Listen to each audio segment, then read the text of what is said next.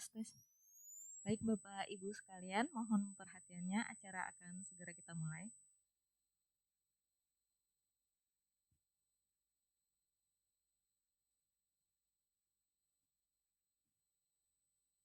Baik, bismillahirrahmanirrahim. Assalamualaikum warahmatullahi wabarakatuh.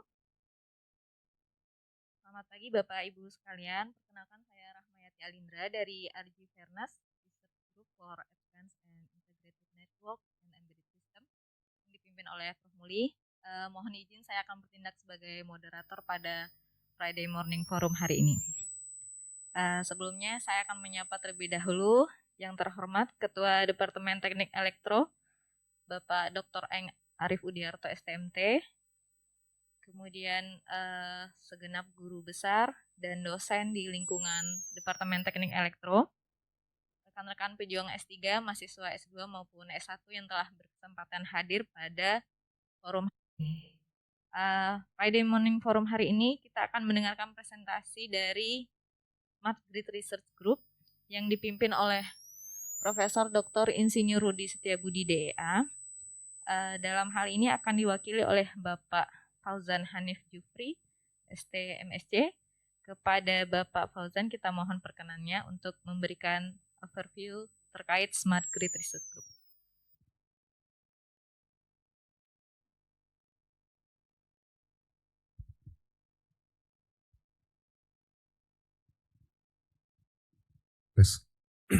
Assalamualaikum warahmatullahi wabarakatuh.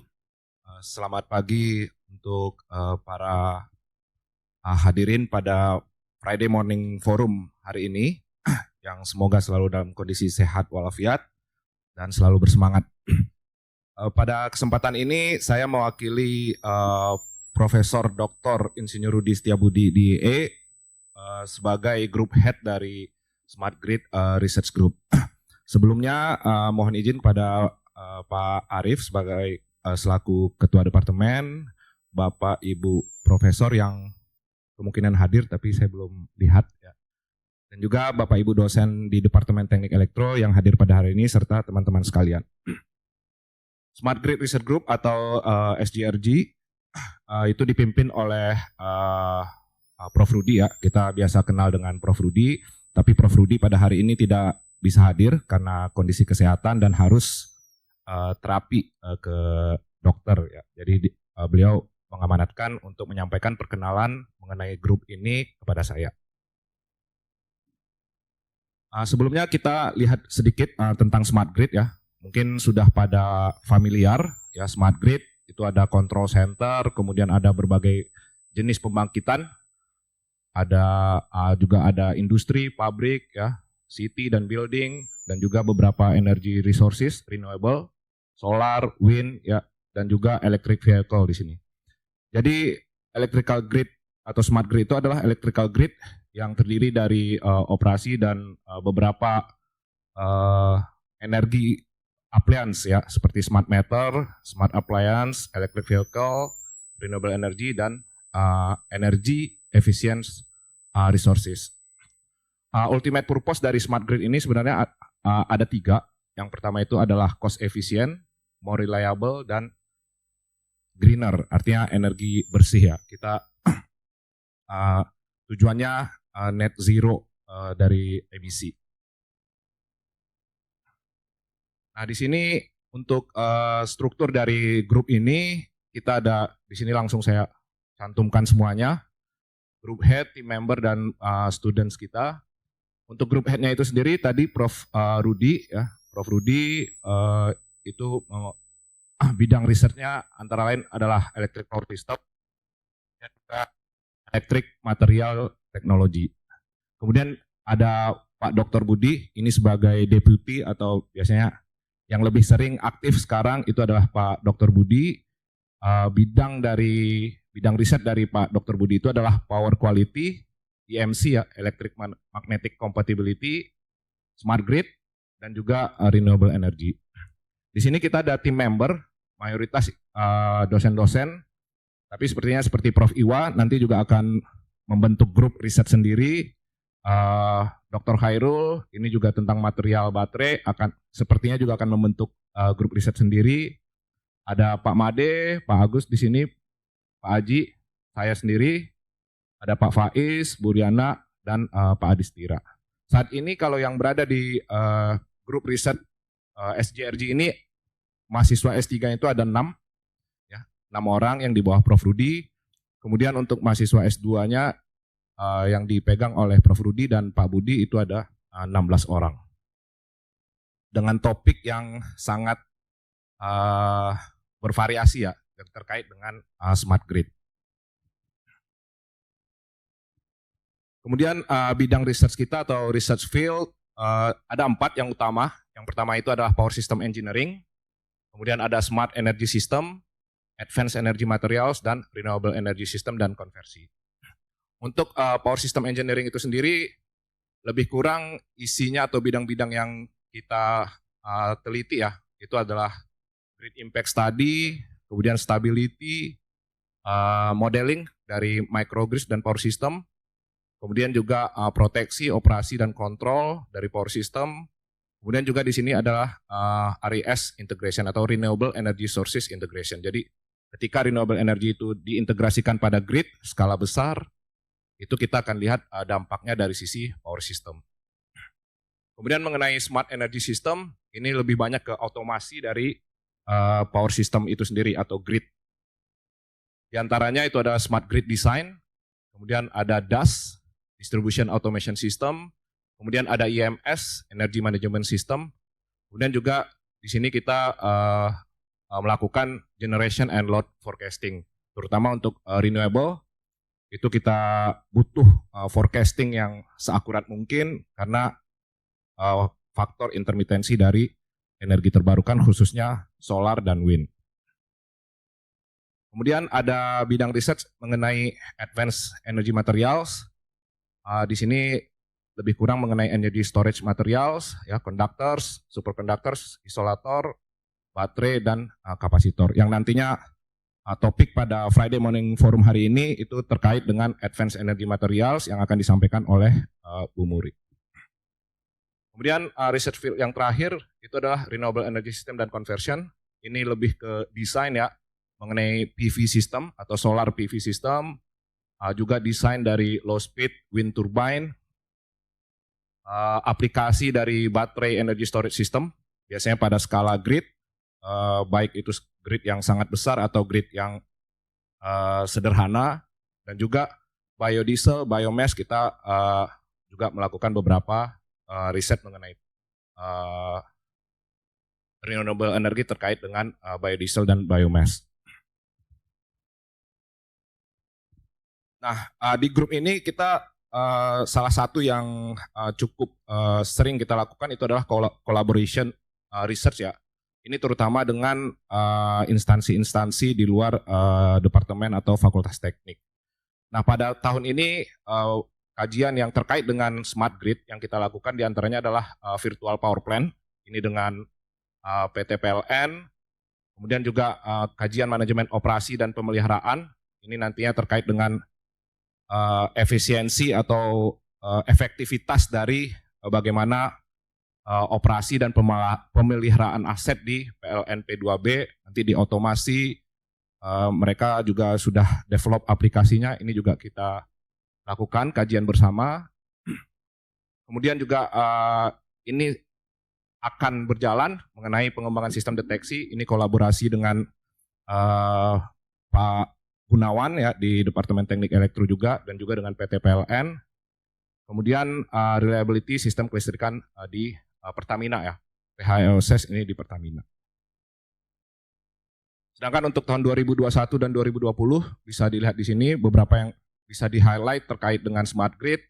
Itu kita melakukan kajian untuk load shifting ya. Load shifting karena di smart grid atau grid yang akan berkembang nantinya kita butuh suatu metode untuk load shifting karena pengaruh dari renewable energy, intermitensi, kemudian berkembangnya baterai energy storage. Kemudian yang lainnya mungkin bisa dilihat ada juga yang terkait dengan BESS ya, Mobile Energy Storage System ya, MES, dan sistem pengisian ini juga terkait dengan bagian-bagian dari smart grid yang kita kaji. Ini terkait dengan beberapa jurnal ya di dalam 3 tahun terakhir. Ya terakhir 2021, 2022 masih under review beberapa. Itu terkait dengan sustainability index untuk solar power plant, kemudian juga optimization untuk forecasting, electricity energy sales. Kemudian di sini juga ada control strategi ya untuk smart grid, microgrid. Kemudian di sini juga untuk trafo, ya desain dari trafo, power system engineering. Kemudian ada economic financial analysis untuk biomass, ya ini dengan Prof. Iwa terkait dengan biomass. Ya mungkin sekian presentasi pengenalan dari grup riset kami, Smart Grid Research Group. Lebih dan kurangnya saya mohon maaf. Terima kasih. Assalamualaikum warahmatullahi wabarakatuh.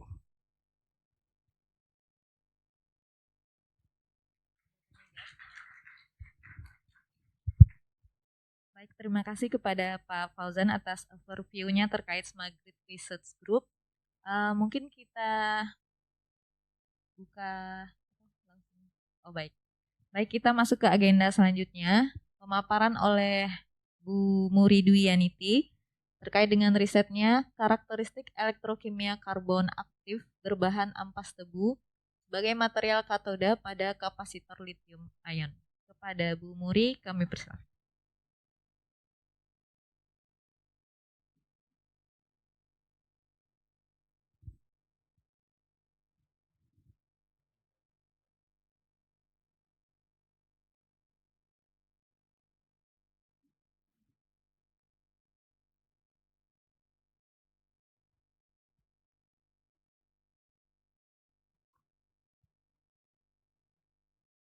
Bismillahirrahmanirrahim. Assalamualaikum warahmatullahi wabarakatuh. Yang saya hormati Kepala Departemen Teknik Elektro, para guru besar dan dosen Teknik Elektro, serta saya hormati juga rekan-rekan sejawat mahasiswa S3 Teknik Elektro. Terima kasih atas kesempatan yang diberikan kepada saya untuk bisa mempresentasikan penelitian yang telah dilakukan. Penelitian ini berjudul karakteristik elektrokimia karbon aktif berbahan ampas tebu sebagai material katoda pada kapasitor lithium ion. Di sini promotornya adalah Prof. Rudi dan co-promotornya Khairul Hudaya.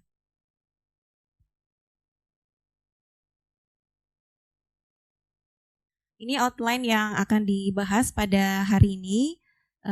Yang pertama adalah latar belakang, metode penelitian, hasil dan pembahasan, serta kesimpulan. Latar belakang dari penelitian ini adalah banyaknya ya, jadi saat ini masyarakat sudah mulai menggunakan energi terbarukan yang dimana energi terbarukan itu sangat berpengaruh, sangat dipengaruhi oleh fluktuasi cuaca ya, sehingga memerlukan tempat penyimpanan energi. Nah, tempat penyimpanan energi ini adalah biasanya disebut sebagai baterai. Nah, teknologi baterai terkini yang saat ini banyak digunakan adalah baterai lithium ion dan superkapasitor. Namun ada kelebihan dan kekurangannya dari masing-masing baterai ini.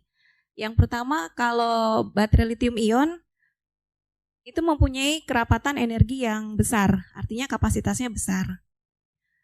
Siklus hidupnya yang lama, kemudian minimal dalam perawatan. Namun kekurangannya adalah daya atau kerapatan dayanya kecil, sehingga untuk proses charge dan discharge-nya ini ya lambat gitu ya, perlu waktu. Kemudian kalau superkapasitor itu memiliki kerapatan daya yang tinggi, sehingga charging dan discharging-nya menjadi lebih cepat bisa dalam hitungan milidetik. Hanya saja superkapasitor itu memiliki kekurangan, yaitu kerapatan energinya yang masih rendah.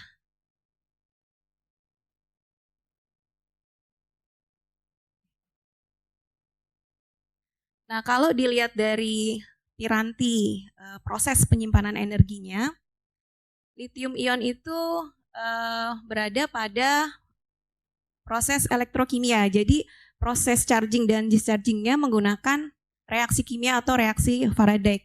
Hal itulah yang menyebabkan proses charging discharging-nya menjadi lebih lama. Sedangkan superkapasitor tidak menggunakan reaksi kimia dalam proses charging dan discharging-nya. Jadi superkapasitor hanya menggunakan elektrostatik. Nah, dari kekurangan ini, lithium ion dan superkapasitor, maka muncullah teknologi baru, teknologi baterai ya yang menggabungkan keduanya, yaitu kapasitor lithium ion. Jadi kapasitor lithium ini penggabungan antara lithium ion dengan superkapasitor.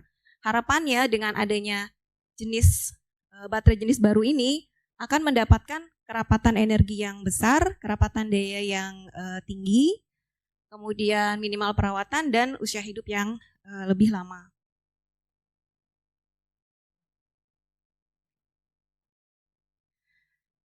Kalau dilihat dari grafiknya ya, grafik ini Raygon plot, lithium ion kapasitor ini berada di posisinya di sini. Jadi lebih besar kerapatan dayanya, jadi memiliki kerapatan daya yang lebih besar dari superkapasitor dan lebih besar juga kerapatan energinya dari lithium ion battery. Jadi posisinya berada di sini.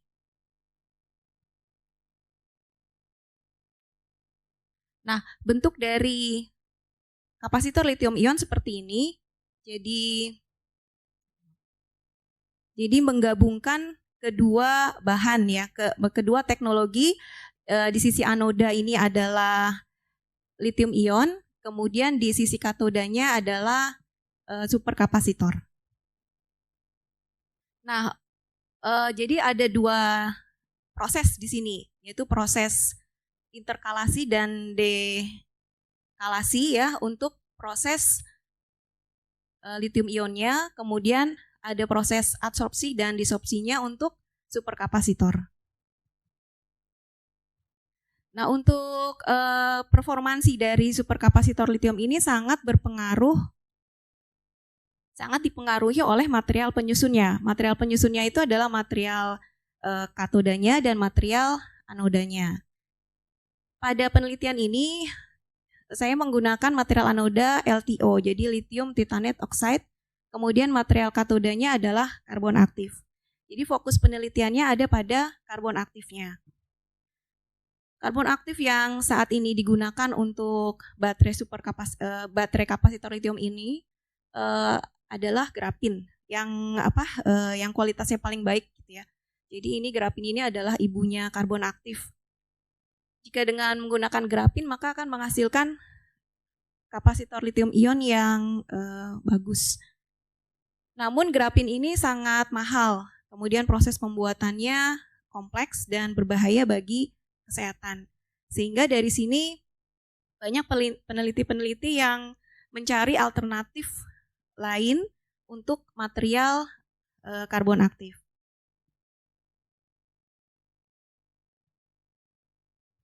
Nah, salah satu karbon aktif yang bisa digunakan, biayanya rendah, kemudian proses pembuatannya juga sederhana dan tidak beracun adalah limbah biomasa. Jadi di sini karbon aktifnya menggunakan limbah biomasa. Contoh limbah biomasa seperti ini ada sekam padi, batok kelapa, serbuk kayu, dan lain sebagainya. Kenapa dipilihnya ampas tebu? Pertama, ampas tebu itu limbahnya sangat berlimpah ya di Indonesia. Jadi saya pernah lihat di pabrik gula di daerah Tulungagung, itu limbahnya sangat menggunung gitu. Baru dimanfaatkan sebagai pakan ternak dan sebagian juga dimanfaatkan untuk pembakaran di lokasi pabriknya. Jadi kenapa menggunung? Karena untuk membuat gula itu limbah 70%-nya itu terbuang gitu limbahnya. Selain itu kadar kandungan dari ampas tebu mempunyai kadar karbon yang cukup tinggi, yaitu 24,7%. Dan mempunyai kandungan kimia itu ada 3 yang utama, yaitu selulosa, hemiselulosa, dan lignin.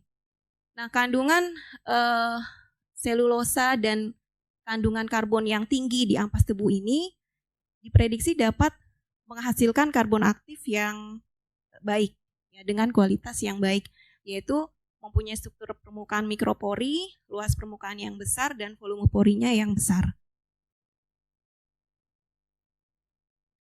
Jadi tujuan dari penelitian ini adalah mendapatkan penyimpanan energi listrik yang memiliki kerapatan daya yang besar, kerapatan energi yang tinggi, dengan cara merancang kapasitor lithium ion berbentuk coin cell CR2032. Ya, berbahan lithium titanate oxide di sisi anodanya dan karbon aktif dari ampas tebu di sisi katodanya.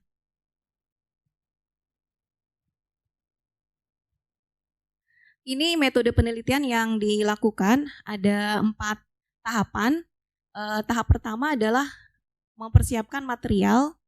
Jadi materialnya itu harus diolah dulu, ya. Kemudian tahap kedua adalah karbonisasi dari material menjadi karbon. Kemudian tahap yang ketiga adalah mengubah karbon menjadi karbon aktif. Nah, di proses yang ketiga ini ada 2 skenario yang dilakukan. Skenario ini dilakukan untuk menghasilkan nilai yang optimum dari karbon aktif tersebut. Jadi skenario pertama adalah memvariasikan temperatur, kemudian skenario kedua adalah memvariasikan KOH-nya. Nah, setelah tahapan yang ketiga, tahapan selanjutnya adalah mendesain kapasitor lithium ion. Jadi menyusun bahan-bahan tersebut ke dalam coin cell CR2032 tadi. Nah, masing-masing tahapan ini dilakukan pengujian atau karakterisasi.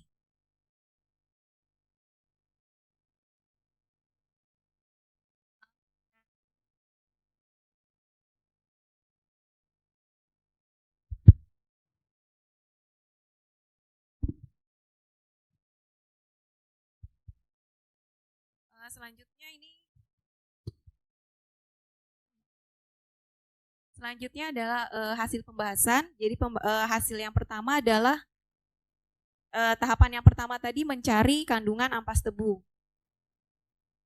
Nah, tujuannya adalah memastikan apakah benar kandungan ampas tebu itu mempunyai struktur ada selulosanya, hemiselulosa, lignin, dan lain sebagainya. Nah, dari beberapa literatur dapat dilihat bahwa ampas tebu memang memiliki kandungan yang sangat banyak, ya, di selulosanya, sehingga hal ini menyebabkan karbon aktif. Maksudnya hal ini akan menghasilkan karbon aktif yang berporositas tinggi dan mikropori. Nah, ini adalah proses pembuatan dari ampas tebu menjadi karbon.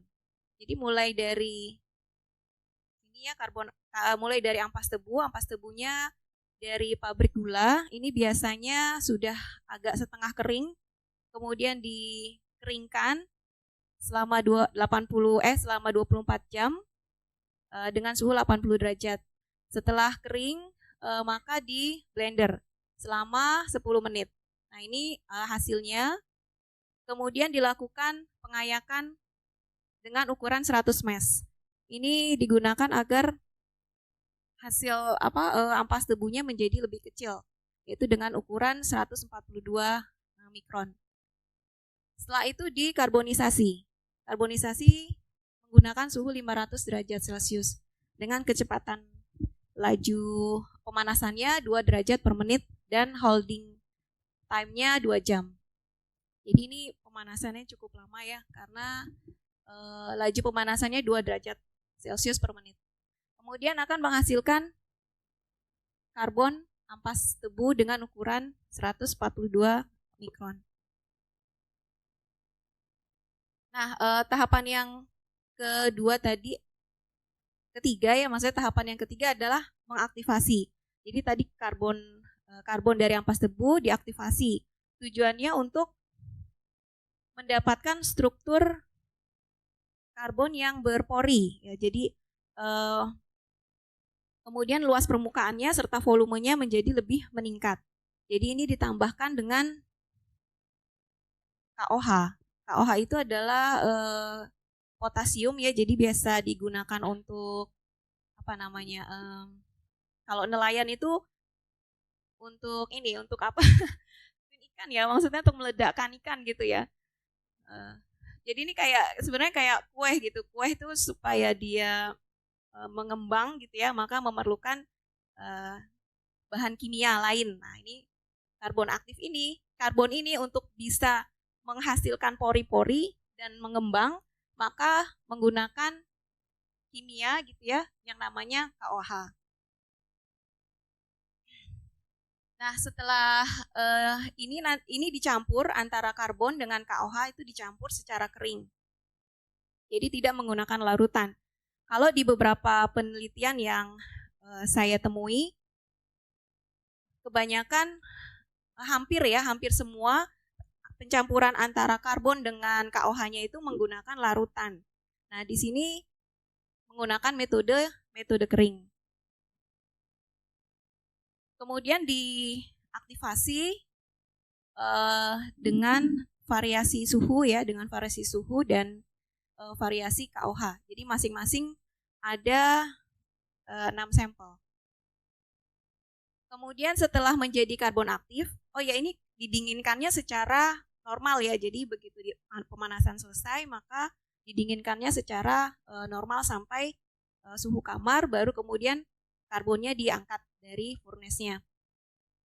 Nah, setelah diangkat, selanjutnya adalah mencuci si karbon aktif ini. Karena tadi kan ada reaksi kimianya, campuran dari KOH. Maka ini harus dinetralkan dulu. Dinetralkannya dengan mencampur si karbon aktif ini dengan larutan NaCl. Ya, jadi NaCl itu kan sifatnya asam ya, sehingga jadi bisa netral gitu. Nah, setelah mendapatkan pH 7, pH netral, maka selanjutnya dilakukan pencucian. Pencuciannya dengan Aquades. Kemudian setelah itu dikeringkan dengan menggunakan oven. Nah, ini hasilnya adalah karbon aktif yang sudah bisa digunakan untuk membuat katoda.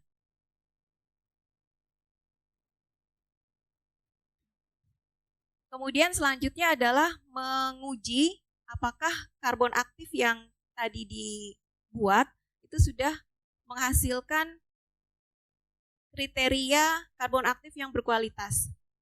Ya, jadi salah satu pengujiannya adalah menggunakan ini, SEM ya, scanning elektron mikroskopi. Di sini tujuannya untuk melihat permukaan si karbon tadi.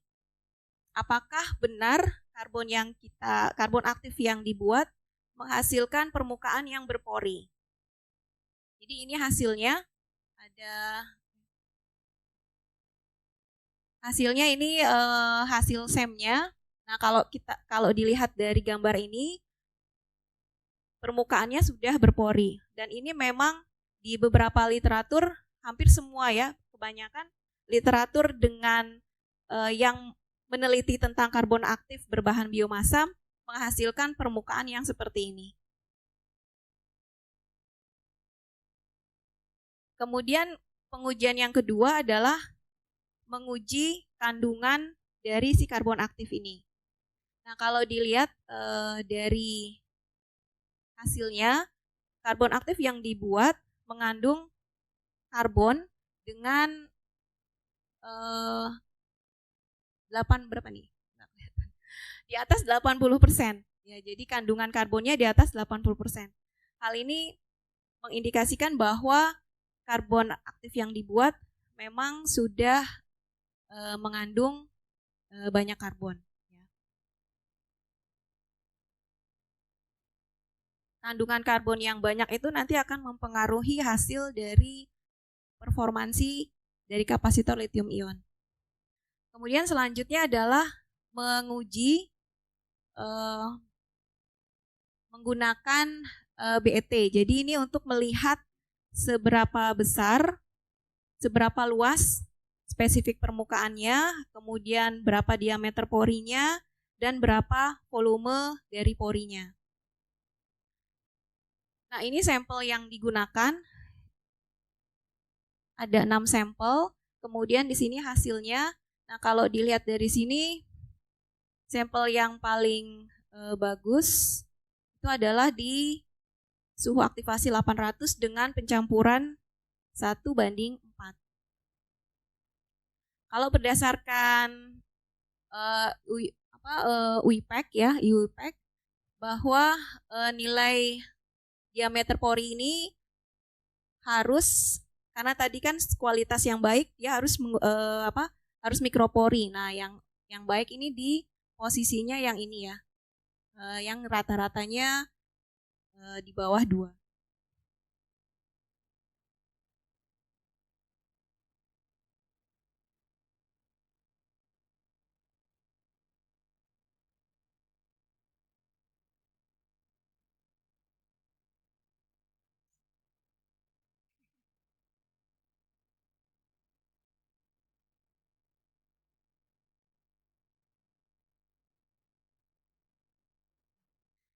Nah, ketiga pengujian tadi untuk meyakinkan bahwa karbon aktif yang telah dibuat benar-benar bisa menghasilkan karbon aktif yang berkualitas. Setelah yakin, langkah selanjutnya adalah membuat katoda dan anodanya. Ini proses pembuatan katoda. Jadi yang pertama adalah mencampur antara karbon aktif yang tadi dibuat dengan PFDF dan Super P dengan perbandingan 85:10 dan banding 5. Kemudian diaduk dengan larutan NMP dengan kecepatan 700 rpm dan suhu 70 derajat Celcius. Setelah dianggap larutannya itu sudah baik gitu ya, jadi tidak terlalu encer dan tidak terlalu kental, kemudian cairan tersebut atau selari tersebut dituang ke dalam aluminium foil, lalu di casting ya, diratakan dengan menggunakan Dr. Blade dengan ketebalan 0,15 mm. Kemudian dikeringkan. Setelah dikeringkan, kemudian di rendering lagi, ya di kalendering agar ketebalannya menjadi 0,05. Setelah itu dipotong atau dipotong bulat-bulat gitu ya, agar sesuai dengan bentuk dari coin cell CR2032.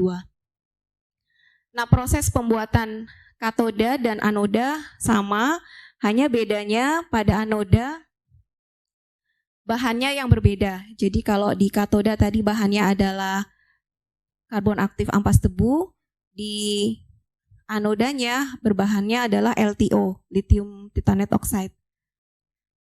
Kemudian lembarannya juga berbeda. Kalau yang tadi katoda adalah aluminium foil, kalau di anoda adalah tembaga. Proses yang lainnya sama.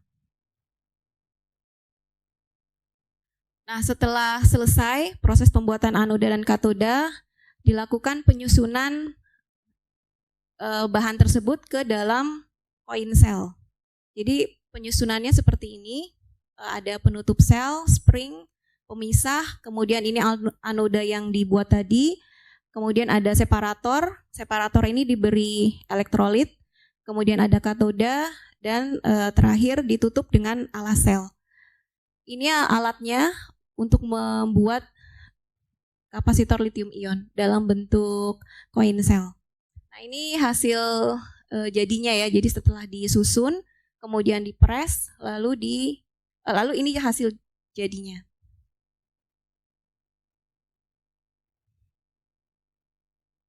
Setelah menjadi coin cell, maka diuji performansinya dengan menggunakan cyclic voltammetry. Ini untuk menentukan spesifik kapasitansi, spesifik kerapatan energi dan kerapatan dayanya. Nah, ini hasilnya. Jadi yang dibuat untuk kapasitor lithium ion tidak semua, jadi kan ada 6 sampel. Nah, yang dibuat di sini hanya 3 sampel yang memiliki nilai material yang baik. Ini hasilnya.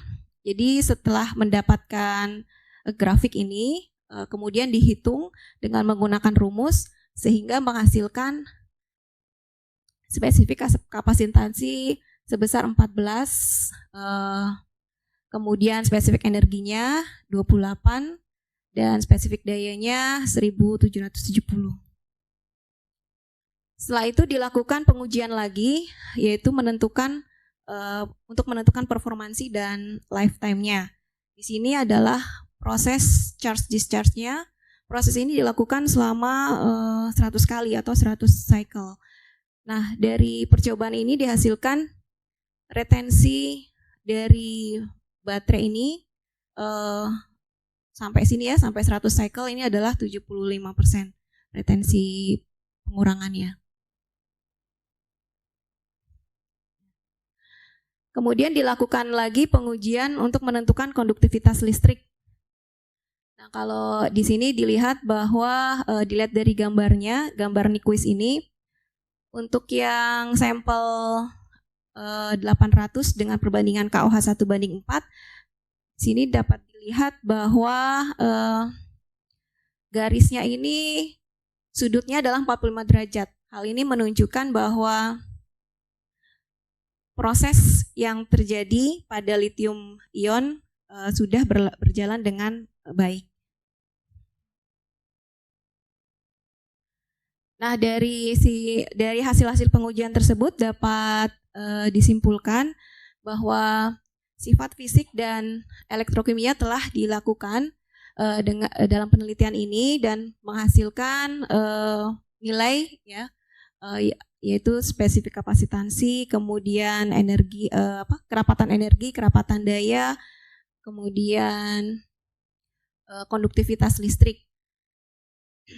Dan hasilnya tadi dalam 100 cycle kapasitor lithium ion menghasilkan retensi sebesar 75%.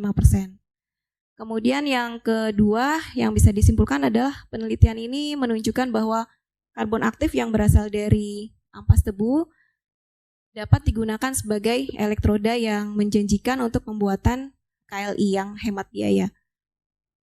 Selain itu, hal ini tentu membantu untuk menjaga lingkungan ya agar tetap aman, kemudian tidak menimbulkan polusi gitu ya. Kemudian dari pabrik gulanya juga bisa mendapatkan income ya karena limbahnya bisa menjadi sesuatu yang bermanfaat. Ini beberapa referensinya. Terima kasih.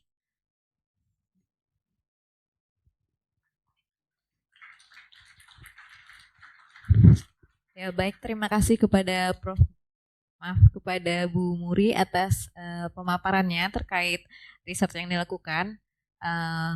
Kita buka sesi tanya jawab pada Bapak Ibu yang akan bertanya. Mungkin kita batasi 3 pertanyaan dulu. Dipersilahkan pada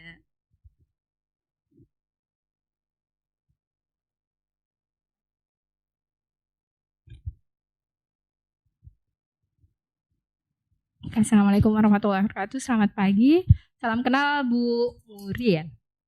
Salam kenal Bu. Kebetulan kita punya research yang hampir sama lah ya. Cuma bedanya saya buat sensor, buat biosensor sih lebih tepatnya. Menarik ya tadi pembuatannya pakai activated carbon ya. Ada beberapa komen sih sebenarnya. Yang pertama, enggak apa ya? Yang pertama saya mau nanya itu buat elektrodnya di mana Bu? Maksudnya saya bisa join kan ya di situ. Yang kedua, mungkin yang di proses kimia itu, tadi Ibu bilang kalau misalnya untuk yang pertama pencampuran KOH ya. Ya kalau misalnya pakai pemanasan memang nanti akhirnya jadi activated carbon. Enggak. Yang pertama itu kenapa akhirnya diputuskan untuk memilih activated carbon. Terus yang kedua, dalam proses menggunakan KOH, tadi Ibu bilang kalau seandainya ada beberapa peneliti yang menggunakan air dan ada yang kering yang seperti Ibu lakukan ya. Nah itu kenapa prosesnya Ibu akhirnya memilih untuk yang kering. Mungkin memang mungkin akan berbeda ya ininya. Cuman saya penasaran aja kenapa memilih yang kering. Dan itu semua komposisinya berarti per berat ya Bu ya? Berdasarkan berat, oke. Nah terus sama pada saat penetralisasi mungkin masukan dari saya ya. Kalau saya biasanya pakai bahan, saya biasanya grafit saya coba ubah jadi grafin. Cuman pakai bahan asam. Biasanya kita untuk menetralkan tuh nggak menggunakan basa lagi. Jadi nggak asam plus basa. Kan proses dari grafit ke grafin itu kan dipakai asam ya. Asam kuat. Nah itu kita untuk menetralkannya justru nggak nambah KOH. Cuman kan tadi mungkin Ibu salah ngomong kali tadi pas penetralan menggunakan NaCl. Biasanya mungkin kalau basah mungkin maksudnya HCl kali ya Bu ya.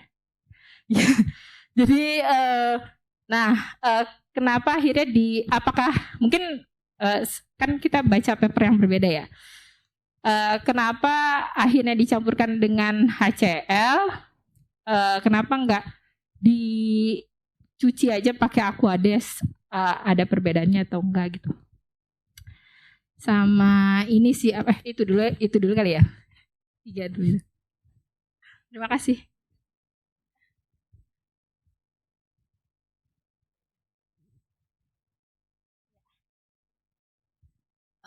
Ya baik, terima kasih Bu atas pertanyaannya.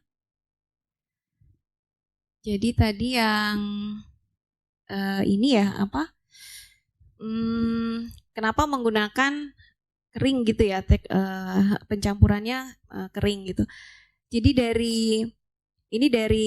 sebenarnya ini kan risetnya itu ada mahasiswa juga untuk S2 ya, S2 dan S3, S2 dan S1. Nah mereka sudah menggunakan yang metode pencampurannya menggunakan larutan gitu. Kemudian setelah diuji ternyata hasilnya lebih buruk gitu dibanding menggunakan yang kering, sehingga untuk selanjutnya dipakai yang kering gitu. Jadi lebih baik yang kering. Pertama juga karena tadi hasil penelitiannya lebih kurang gitu ya, lebih buruk. Kemudian yang kedua jadi menghemat waktu. Karena kalau menggunakan larutan supaya dia homogen kan harus beberapa waktu gitu ya.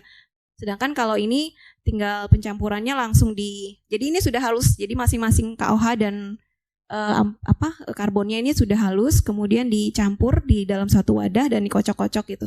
Dan itu membutuhkan waktu yang lebih cepat dibanding yang basah. Dan hasilnya pun lebih baik yang kering dibandingkan yang basah. Untuk yang basah juga setelah dicampur itu juga harus dikeringkan lagi dengan menggunakan oven. Jadi akhirnya waktunya jadi lebih lama.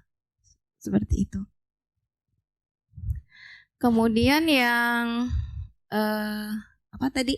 Oh, ini tadi pencampurannya atau penelitian yang kita lakukan ini dilakukan di lab EMAT di gedung ini di lantai 2. Jadi di lantai 2 ini ada beberapa bahan-bahan kimia yang memang digunakan khusus untuk riset ini. Kemudian yang tadi pencampuran ya dari apa tadi yang ini ya dari karbon aktif. Kemudian kenapa menetralkannya menggunakan basa gitu ya? Tadi asam. Ya menggunakan asam ya. Jadi kan ini karena menggunakan kalium. Kalium itu kan sifatnya basa ya. Nah, untuk menetralkan maka ditambahkan dengan HCl. supaya jadi netral gitu. Karena memang bahan-bahan yang ada hanya adanya ini, jadi menggunakan yang ini. Enggak, maksudnya kalau kalau pakai NaCl kan berarti nanti pasti EDX pasti keluar tuh ya K sama Cl-nya tuh pasti keluar. Iya. Komposisinya maksudnya jadi lebih banyak motor kalau ada tambahan bahan Oh, kimia iya. lagi. Cuman nggak tahu sih, saya maksudnya nggak kasih komen, nggak baca ini. Mungkin bisa pakai Aquades saja beberapa kali, cuman memang akan lebih banyak sih Aquades yang dibutuhin biasanya gitu sih. Iya betul. Jadi memang kalau mau pakai Aquades tuh harus berkali-kali kan Iya. mencucinya, sehingga untuk mempersingkat waktu ditambahin HCl gitu sampai pH-nya 7, baru setelah itu dicuci dengan Aquades. Nah kalau dari hasil komposisinya ini memang terlihat ada K gitu ya, ada kaliumnya, kemudian ada Cl-nya gitu, karena dari HCl tadi. Tapi porsinya hanya sedikit, hanya 0, berapa tuh 0,6. Dan ini tidak mempengaruhi mempengaruhi dari karbon aktifnya itu. Jadi karena masih di bawah 1%. Artinya ini pencuciannya sudah lumayan bagus lah gitu, lumayan bersih gitu, karena pengotor-pengotornya sudah hampir hilang. Ini kalau dibandingkan dengan state of the art kan biasanya kalau S3 ada state of the art-nya. Itu hasilnya sama paper lain seperti apa? Ada gambarannya nggak atau? Ya, ini kebetulan di sini saya mempresentasikan untuk yang performansi kapasitornya aja gitu, kapasitor lithium ionnya saja. Tapi sebenarnya ada gitu, jadi cuma tidak ditampilkan di sini. Jadi kalau dilihat dari perbandingan dengan biomasa yang lain, ini sudah cukup baik. Sama ini kali masukan buat nulis IDX biasanya ini sih, kita nulis di tabel lain lagi. Terus ada komponen sama persentase, sama tadi kan divariasiin kan ya. Dalam prosesnya tuh divariasikan ya.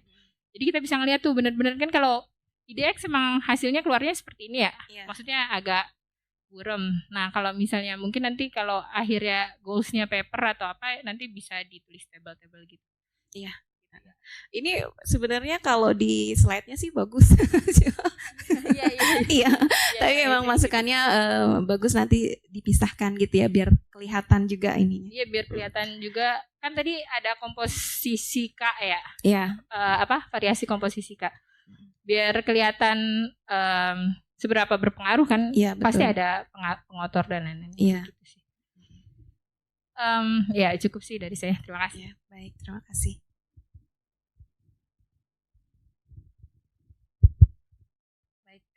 Semoga menjawab.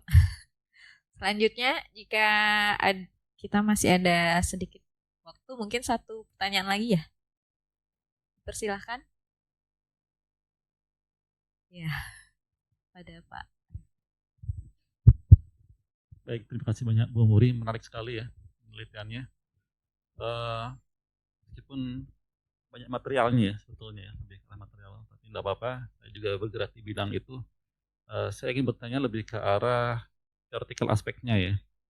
Aspeknya tadi di cara kerja baterainya. Nah, sebetulnya untuk ini karbonnya ini dipakai untuk apa tadi? Anoda atau katoda?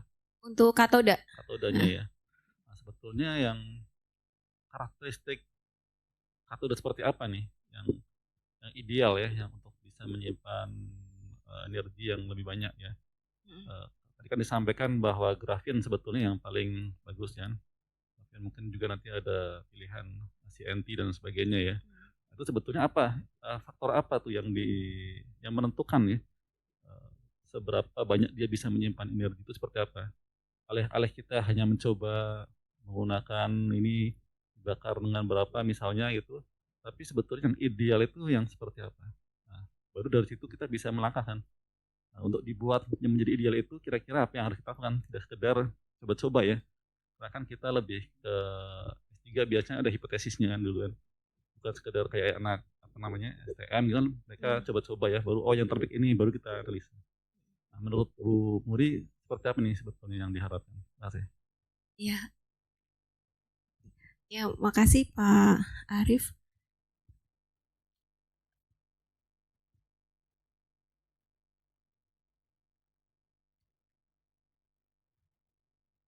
Jadi katoda yang diinginkan itu yang berbahan karbon aktif ini harus memenuhi persyaratan ini Pak. Memiliki volume pori yang banyak, kemudian diameter porinya adalah mikropor, dan luas permukaannya yang besar, ini biasanya di atas 1000. Nah, fungsinya si katoda atau si karbon aktif itu adalah untuk tempatnya lithium ion. Jadi ketika ada proses charging dan discharging, ketika proses charging, posisi lithium ion kan berada di anoda gitu. Awalnya di anoda, lithium ionnya itu. Nah, itu kan harus dipindah gitu ya ke katoda. Nah, lithium ion itu nanti akan menempati pori-pori yang ada di dalam katoda. Jadi semakin banyak pori-porinya, maka semakin banyak juga lithium ion yang bisa menempati si karbon itu, si pori-pori karbon itu. Sehingga kapasitasnya menjadi lebih besar. Jadi yang diinginkan di sini idealnya ya seperti itu. Makanya dari awal pembuatan karbon aktifnya itu harus benar dulu dan sesuai dengan kriteria yang diminta. Sehingga nanti hasilnya akan menjadi lebih baik. Kan tadi intinya adalah mendapatkan kapasitas kerapatan energi yang besar dan daya yang tinggi.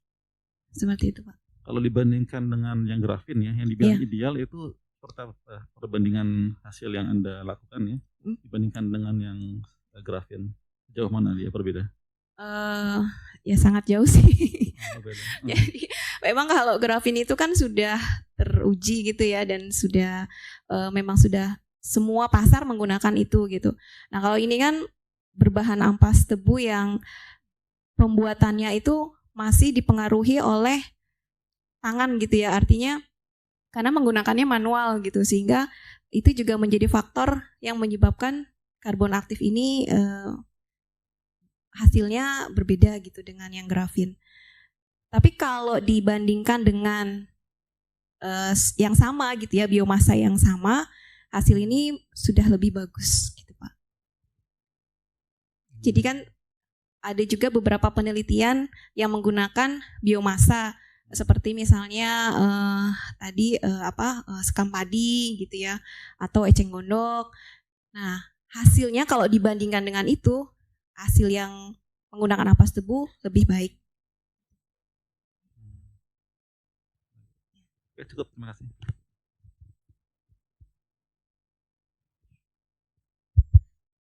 Baik, Bapak Ibu, jika masih ada pertanyaan barangkali dari audiens. Baik, cukup ya. Oh, ada. Maaf ya. Ini saya baru ingat kalau misalnya yang pencampuran, masih penasaran sih saya yang pencampuran. Kalau KOH sama karbon aktif itu kalau dicampurin aja itu kan sebenarnya pencampuran fisika ya, nggak ada reaksi di situ ya. Cuman kalau misalnya KOH-nya dilarutin terus di karbon aktifnya dimasukin ke dalam cairan itu, dia saya nggak tahu sih, harusnya ada reaksi di situ. Nah, makanya mungkin beberapa paper menyarankan beberapa paper menggunakan dilarutin dulu terus baru masukin tuh karbon aktifnya, karena biasanya nanti mereka bereaksi. Nah, kalau kering sama kering biasanya ya cuman pencampuran fisika soalnya biasanya gitu. Makanya cuman pas dipanasinnya mungkin ada reaksi gitu. Mungkin bisa kalau misalnya itu bisa ditambahkan untuk meyakinkan gitu ya. Ya gitu aja ya. Iya, baik. KOH itu kan sifatnya mudah menguap gitu ya. Jadi begitu dicampur dengan si karbon itu akan menghasilkan air juga sebenarnya. Jadi kalau dicampur jadi satu, dia tuh mencair gitu KOH-nya itu. Makanya mungkin di situ ada reaksi kimia juga. Walaupun kalau secara logika sih dia fisik aja gitu ya, pencampuran dua zat gitu. Tapi kalau dilihat dari bentuknya, itu nanti lama-lama si karbon aktifnya juga basah sebenarnya, karena dari KOH-nya itu. Mungkin itu.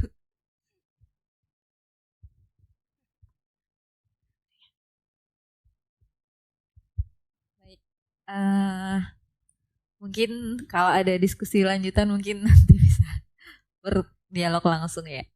Eh, Kalau sudah tidak ada pertanyaan, udah, Budi. Baik Bapak Ibu sekalian, agenda Friday Morning Forum kita akhiri di sini. Terima kasih atas kedatangan Bapak Ibu sekalian. Saya selaku moderator dan mewakili panitia, mohon maaf jika ada kekurangan. Assalamualaikum warahmatullahi wabarakatuh.